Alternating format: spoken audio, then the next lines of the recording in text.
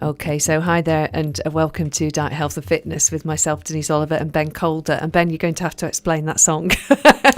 It was, that's the Foals. And for the first time in my life on Friday, I listened to them do their set on the Pyramid stage at Glastonbury, opening for Muse, and they just blew me away. Never heard of them. And I was just so impressed by what they were playing and how they were playing it. I was just, they're my new music love. So it's great. Yeah, we all need one of those. Absolutely. So cool. So thanks for that. Yeah. And I played a bit of Muse earlier in Empowerment Perfect. Hour. I do like a bit of Muse. I think their music is, it's awesome. Very inspiring stuff, and I'm not quite sure what it is about it that is inspiring, but I like it. It's got a good energy to it. They're so passionate, aren't they? Yeah, is that what really it is? Really lively, yeah. Yeah, I like it. Anyway, so neither of us got to Glastonbury, so you watched a bit of it on the telly. I did, yeah. My family did go, and there's lots of pictures of them up to their wellied ankles in mud. Sure.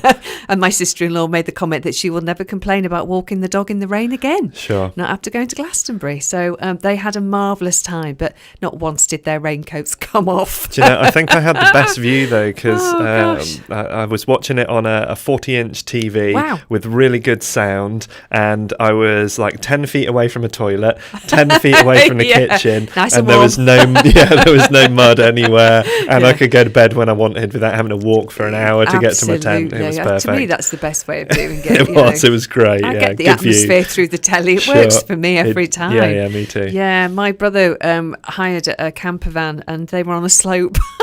No.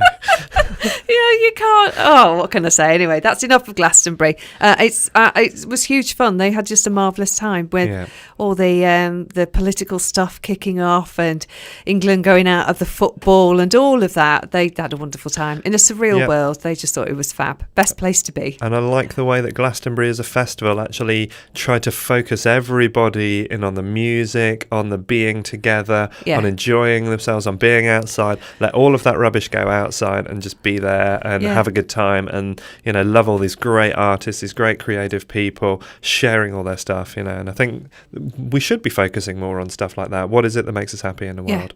What is it that gives us love and enjoyment? Enjoying that real feel-good factor, that real from deep inside, that joy that we've all got access to, and yet we forget to go there on a regular basis. Definitely. So how is Shrewsbury? How's the Centre for Integral Health? What's going on with you? It's exciting down there at the moment. We've got loads coming up, and we're about to hit our 3-year anniversary as well. Beginning of August, and we'll have been open 3 years. We are, on the third Saturday, which is our regular kind of drop-in clinic day. We're going to be having a kind of a celebration party. That's the 20th of August. So we'll have our regular open drop-in clinic, but there'll be nibbles, there'll be drinks, there'll be conversation. We'll be having a good time. So we definitely invite people to come down 20th of August and party with us.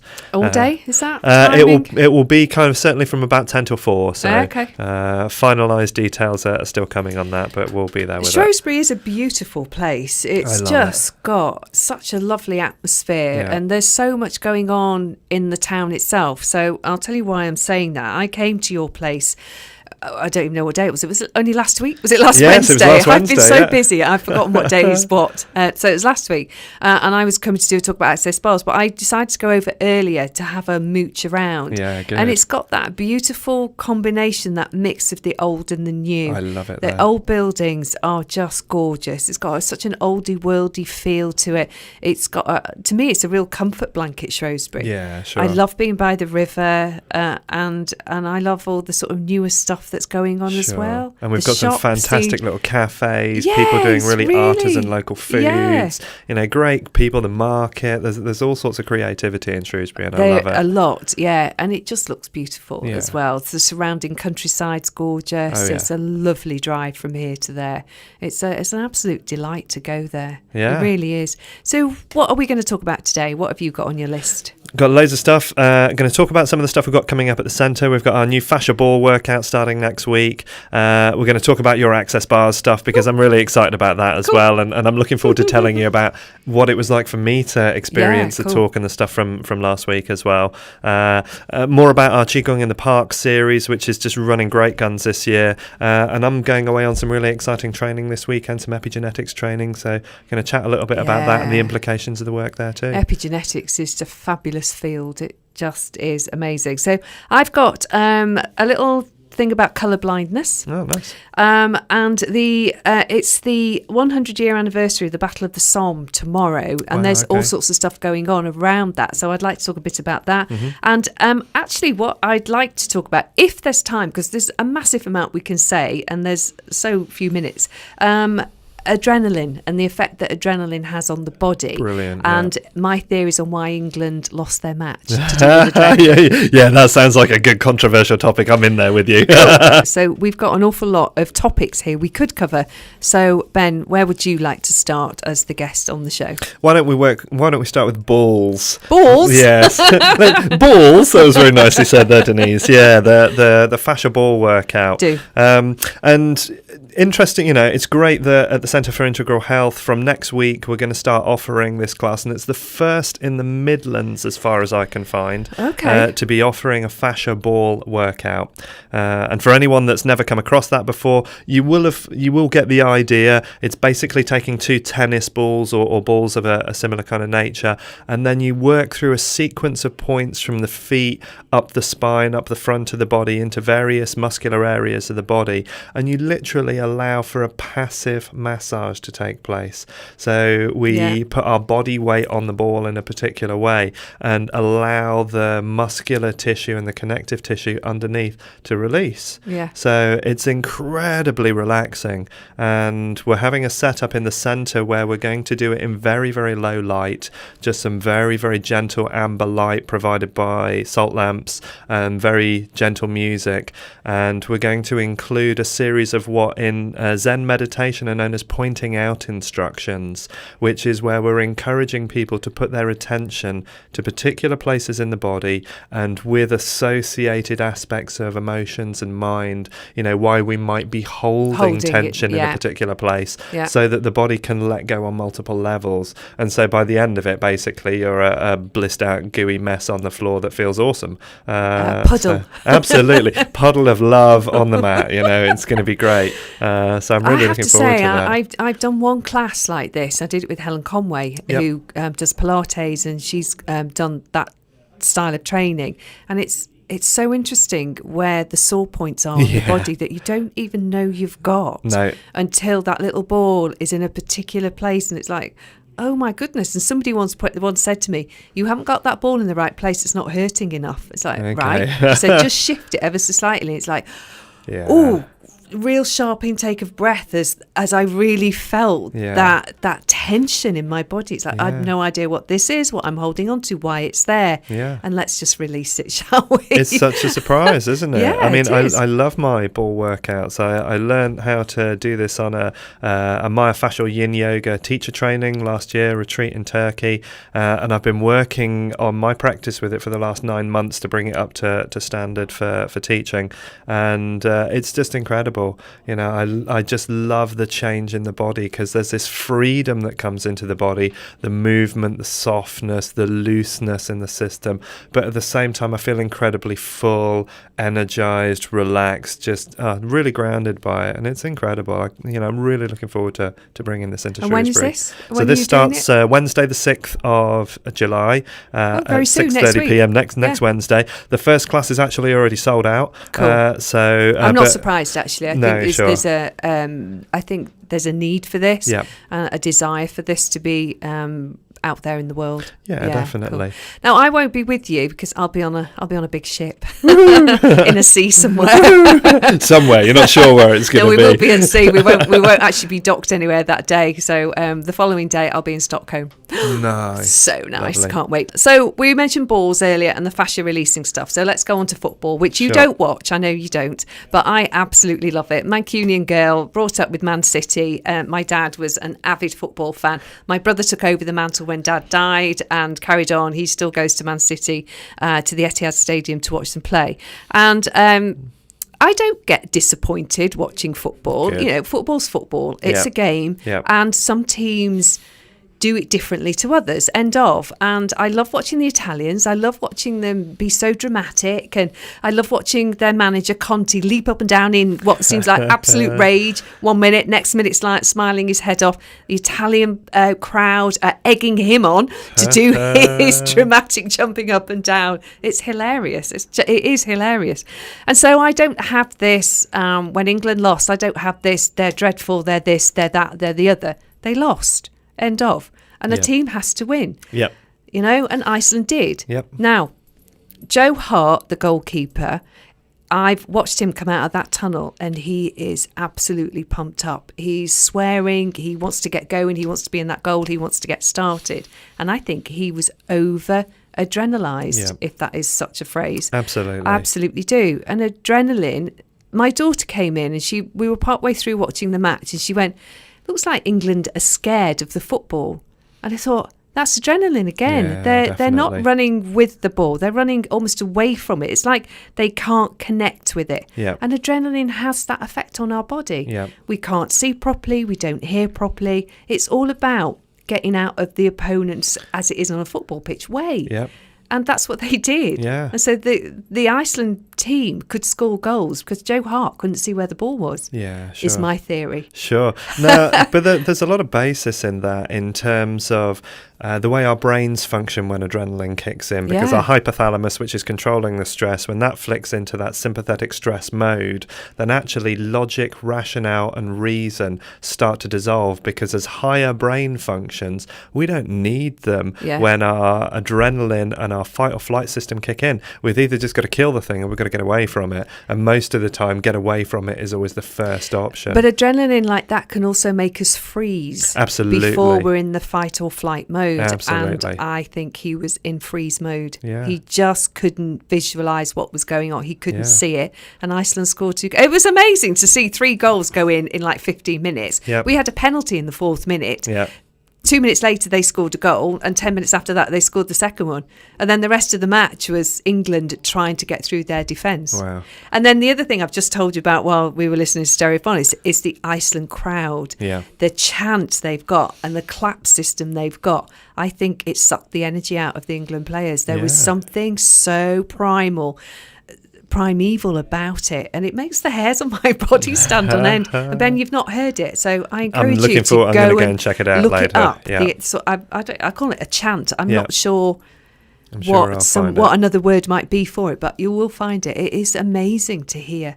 So will they beat France? I doubt it. France play a very different game. And do you know what? Here live on Calon FM, I'd just like to reach out to England that if you want to get past this kind of adrenaline, then actually I'm quite happy to come and teach you all Qigong. Absolutely. Because if I can teach you how to get into the state of Sung, you'll be so grounded, so connected as a group and so powerful that you will be unstoppable. So England, if you're listening, I will correct this for you. All you've got to do is get in contact with me. Yeah, and why wouldn't you? And come on, Wales. That's what I've got to say now. Come on, Wales.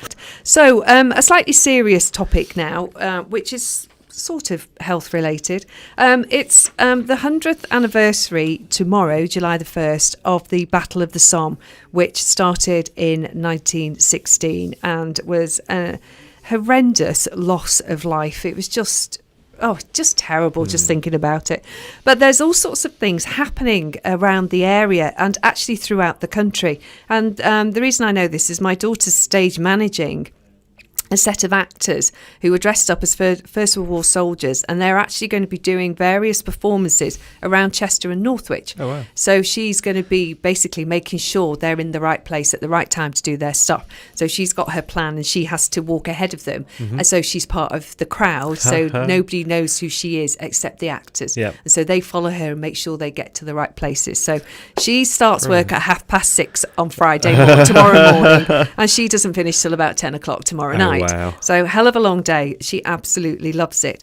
And then one thing that grabbed my attention, and I would love to go and see this because I don't know what it is about me, but I love this sort of thing. But at the Science Museum, they've got a World War I exhibition of all the prosthetics that we used at the time. Okay. Because guys lost their limbs, Absolutely. eyes, all sorts of things like that. And it was during that time that they began to the advancement in the use of blood transfusions really hit home. They actually began to find ways with technology that they had available 100 years ago, and how we could actually do blood transfusions, because obviously you can imagine things get blown off you and you lose a lot of blood, and sure. A lot of guys died as a result of that. I mean the statistics are like over 1 million guys died. It was 1 million dead in the battle, sure.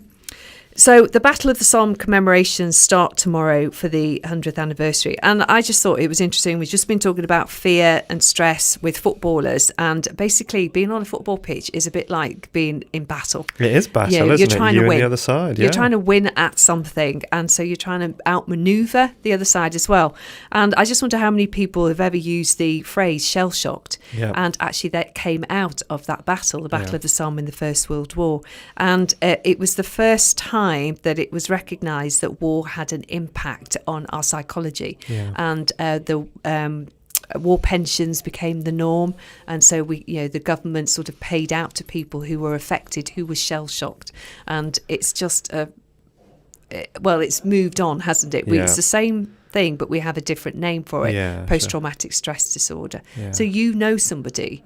You just told me about somebody who you've been aware of who's experienced absolutely post-traumatic stress disorder. I've worked with quite a few people who are ex-military who have some form of PTSD, but I had a client many years ago who was a veteran of the first Gulf War, and he'd worked within health and safety inspection was his official title, but he'd been looking a lot at the chemical warfare, the radioactive stuff, and it absolutely ruined his body, and he was in a process of just decaying and dying from radiation and poisoning. And I'm very passionate about men's issues. At the centre we have our monthly men's group there, which is a men's support group to help men work with the stuff that they find difficult to talk about. And I just find it incredible that from such an early age, and we're talking about infancy and young childhood, the process of hazing, of actually preparing men to shut down their emotions and focus on being competitive to the point of death, and the nature of the language that we use with them, and how we sell this idea of glory, and you're saving your country and you're doing all this stuff, and it's it's a very powerful form of social conditioning that basically costs the lives of so many men. I just think it's such a sad thing, and to see that we're still encouraging arms sales, we're still encouraging war.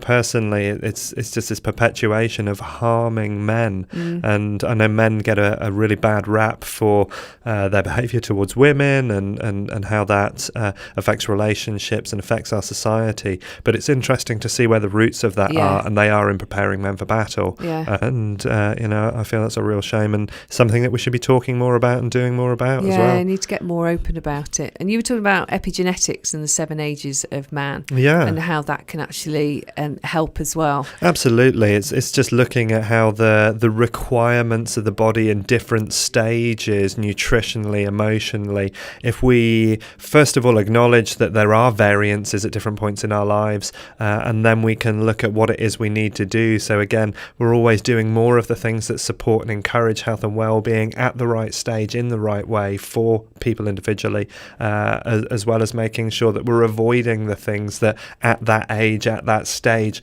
are going to have a detrimental effect. And this has massive knock-ons into things like dementia and Alzheimer's, into things like cancers, heart diseases, all of which have epigenetic triggers. And if we understand what they are, then we can actually help people do things that will reduce the likelihood of those genetics expressing. And I know that, we get this very big idea of genetic determinalism, that we don't have a choice, that you've got the gene for that, that's what's going to happen. And that's been rubbished for about 20 years now. And actually we have a choice. The cells do what they think is happening on the outside. So the way that we look after ourselves and treat ourselves informs the cells as to how they need to behave. And that's what triggers the genetics. And we need to really be more overt about that, so that doctors can continue to promote preventative measures rather than triage, essentially, closing the gate once the horse has bolted. Rather than react. Yeah, cool. So access bars. So you had a flavour of it last week, and your thoughts? I loved it. I've been on the complementary scene, if you want to talk about it that way, for 25 years. And so I've seen all sorts of things brought forward, and I always find it interesting. And this was the first time I'd had a chance to look at access bars in any decent detail, and the first chance to experience it. And I was really, really interested in the simplicity of it, in the gentleness of it, and again, for me, because of the Bowen, the Qigong, it's looking at anything that creates that softening, that opening, that flow within the body, and the easier it does that, the better. And I was really impressed that a whole bunch of people who'd never done access bars before, with your guidance, were able to hold the points for the kind of the circuits, the bars, and really directly experience that, and I felt my body for a good 48 hours shifting and releasing and changing, and once or twice I cursed you for it because there was some pretty big openings coming up from that, and that was 20 minutes. And that was 20 minutes. That was just a taster of some of them. Absolutely. So I'll just explain access bars. I have mentioned it before on my radio show. So 32 points on the head that, when touched, help us to release out-of-date files. It's as simple as that. And people say, explain it a bit more. It's 32 points on the head that, when touched, help to release out-of-date files. And it is just like that. It's deciding to empty your trash bin. Yeah. It's just as simple as doing that, of all the stuff that is really not serving you and is not helping you in life and is not creating ease, joy, fun, things like that. That doesn't mean that you don't take things seriously. Sure. You do, but you're able to face the challenges on a very different level. Yeah. And we should have both. Should have both. It's about getting a balance, and it's about opening up to consciousness and actually being aware of yourself and the impact you're having on your fellow human beings. Yeah, and I think so many people are so far away from realising what impact their own programs have on themselves, the scripts that they're running in their head, what they tell themselves, but also on the impact it has on the people they love, the people they don't love, the wider environment. And I think you hit it right on the head, that it is like emptying the trash can, because for 24 hours after, I could feel like, especially my if I'm going to express something, it comes through my sinuses. My sinuses were clearing solid for 24 hours, and by the end of the Thursday, I was shaking my fist and going, it's that bars, I can feel it releasing. But I was so impressed by that, and I can genuinely feel a shift in myself from it. And so we've got a day coming up in Shrewsbury at your centre, and already there's 4 people booked on. And we've not done an awful lot about this yet. So that's how the energy of this is building. Yeah. And I'm so pleased. Discovered a lady in Shrewsbury who actually can run bars. Yep. There is somebody there. I thought there was nobody, but this lady, via Eleanor, I found out does. And it's just fabulous. It really is really cool stuff. So just give us the date and where it's being held. Yeah, so it's 23rd of July, which is a Saturday. Yeah. And it's 9:30 till approximately 5:30, 6 o'clock. So although it sounds like a long day, for most of the day you're lying down or sitting down. It's really relaxing. Great. And not only are you the person who's receiving the bars, actually getting rid of stuff that's not serving you, you're relaxing, but the person who's gifting gets to relax as well at the same time. And I have a way of helping everybody through the whole day. And it really was. It was really peaceful to both give and receive in the little taster we had. Yeah. So to be able to do that, and I'm right in thinking that you get your bars run twice in that day. So as an individual, you learn to run the bars. Yeah. So you do that twice and you receive it twice as well. And you get all the instruction given. I'm there the whole day, so I'm talking you through it. You've got an instruction manual to take away. You get a head chart showing you the positions of the bars and a certificate at the end of the day. Wow. It really is that simple to do and to help someone else, help them them to get to a level of relaxation that they may never have actually been or allowed themselves to receive before. And so they do say in Access, at its simplest, you'll feel relaxed. At the best, your whole life might change. And so are you ready for a whole life change? I mean, after talking about the fascia ball and after what we did last week, I can see, the Centre of Integral Health is bringing these love puddles where that's it. We're all going to be melted on the floor by the end of it. Puddles of gooey love. I love it. It sounds great. Ben's just finished playing his air guitar. Absolutely. How can you not play air guitar to Royal Blood? Come on, that's beautiful. It almost makes me want to go home and pick up the real guitar and play some more. You do play guitar, don't you? I do, yeah, sure. I love it. You do enjoy it. Yeah, cool. Definitely. So what does that do for you? Just talk about sort of health-wise. What does that give you? What does it's a creative expression for the first thing, because I'll write little bits of my own stuff. It's an exercise because dexterity in my hands, coordination, it's engaging the mind. So I mean, if you want to look at accelerated learning, they always talk about how the inclusion of music, because of the way it integrates the left and right sides of the brain, and emotionally it's a great release, because as some of you may have noticed by my music choices, I like a bit of good kind of heavy guitar stuff, and I find that kind of allowing my body to move with that kind of force releases a lot of tension. So and who doesn't want to be a rock star? Absolutely. Who doesn't want to be a rock star? Or at least, I might not want to be a rock star, but it doesn't mean I can't dream about what it'd be like if I was. And it is awesome. It's beautiful. Yeah, but you could be Qigong expert to the rock stars. Why not? Yeah, sure. Qigong rock star. Guitar player. Yeah, sure. Cool. So a couple of minutes. What do we need to finish with? So what else have you got to tell us about?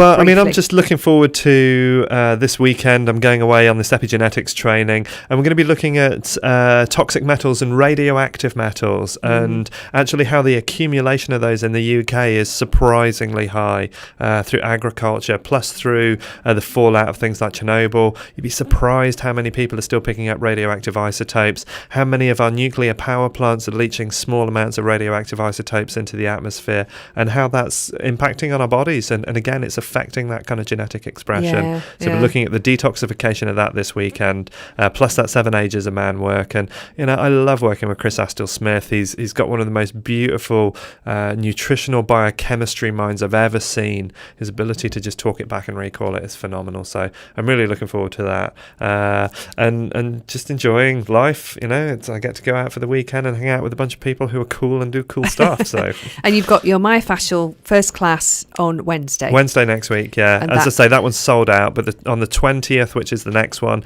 we've still got 2 places available on that right now, and there is a reserve list as well. So, and if we get enough people on the reserve list, I'll set a second class up on the night. Another one. And what time of day are you doing it? It's 6:30 for the initial class, and if we end up with the second one, it'll be 7:45. That'll happen. Okay, cool. And that's all at the centre. It is. Centre for Integral Health in beautiful Shrewsbury. Yeah, and you can find us on integralhealthshrewsbury.com. You can, indeed. You're all over social media. It's fab. Great. So I hope you've enjoyed the show. We are coming towards the end of it now. Tracy's coming up with Talking Business.